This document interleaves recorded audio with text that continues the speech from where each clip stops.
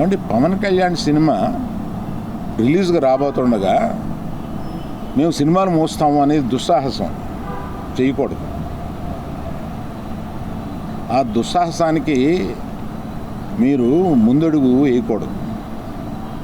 అది పెద్దలు కానివ్వండి, చిన్నలు కానివ్వండి చెప్తున్నాను. ఎందుకంటే మన ఇండస్ట్రీ నుంచి ఎవరు ఏది అడిగినా హెల్ప్ చేస్తున్న మనిషి ఆయన.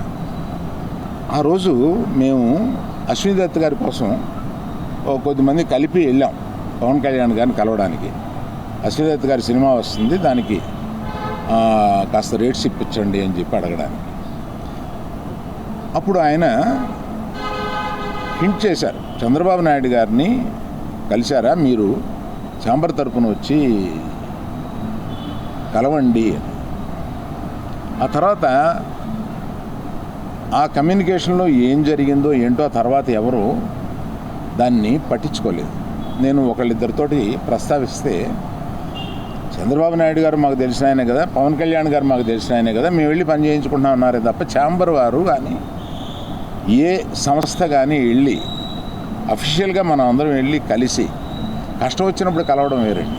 కష్టం వచ్చినప్పుడు ఇప్పుడు